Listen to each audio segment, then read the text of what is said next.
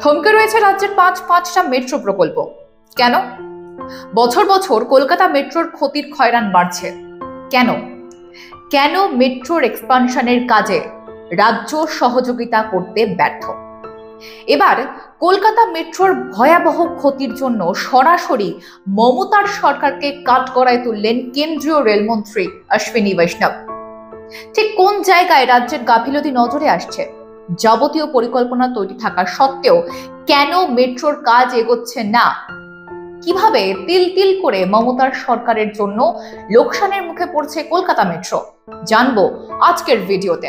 নমস্কার, আপনারা দেখছেন মাধ্যম পডকাস্ট। মেট্রোর কাজে রাজ্যের ধানাই পানাই। প্রথমেই একটা পরিসংখ্যান আপনাদের সামনে তুলে ধরা প্রয়োজন, যেখানে স্পষ্ট যে পশ্চিমবঙ্গের মানুষকে পরিবহন সুবিধা দেওয়ার জন্য কলকাতা মেট্রো প্রতি বছর 450 কোটি টাকার বেশি লোকসান করে। বিজেপির দাবি, রাজ্য সরকারের উদাসীনতার কারণেই আজ এই বেহাল পরিস্থিতি কলকাতা মেট্রোর।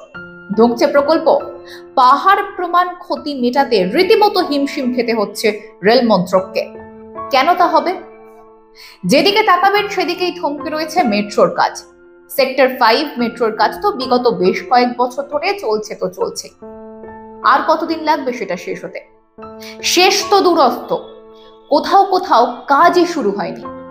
ইস্ট ওয়েস্ট মেট্রো করিডোরে সল্টলেক সেক্টর 5 থেকে তেঘরিয়া পর্যন্ত কাজের কথা শুরুতেই বলেছে কেন্দ্রের দাবি, তেঘরিয়া মানে হলদিরাম পর্যন্ত কাজের ব্যয় 50:50 অনুপাতে রাজ্যের সঙ্গে করতে চেয়েছিল কেন্দ্র, কিন্তু তাতে সায় দেয়নি রাজ্য সরকার।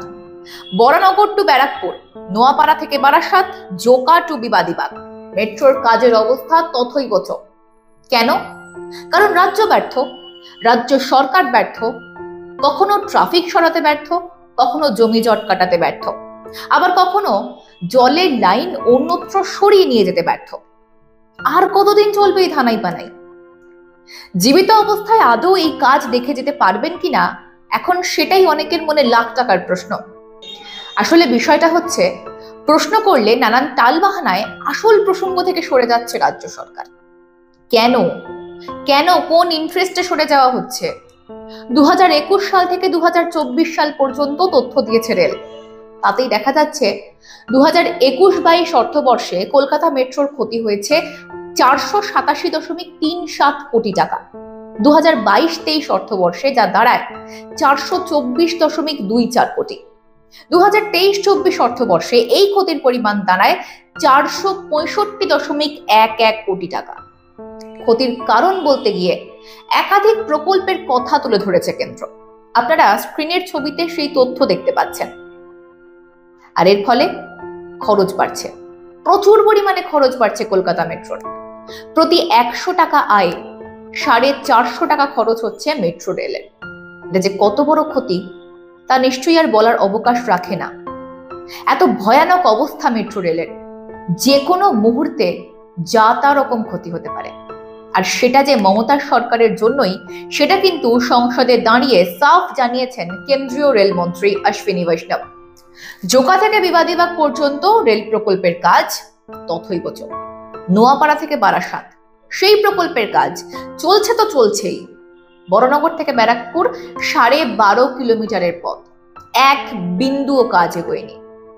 আর কিছু হোক বা না হোক, অন্তত সাধারণ মানুষের সহজ পরিবহনের কথা মাথায় রেখে এগিয়ে আসুক রাজ্য সরকার, নমনীয় হোক রাজ্য সরকার, যাবতীয় জটিলতা কাটিয়ে কেন্দ্রকে সাহায্য করুক রাজ্য সরকার। এখন সকলের মনে এই একটাই দাবি। এ বিষয়ে আপনাদের মতামত অবশ্যই জানান আমাদের কমেন্ট বক্সে। সঙ্গে থাকুন, দেখতে থাকুন মাধ্যম।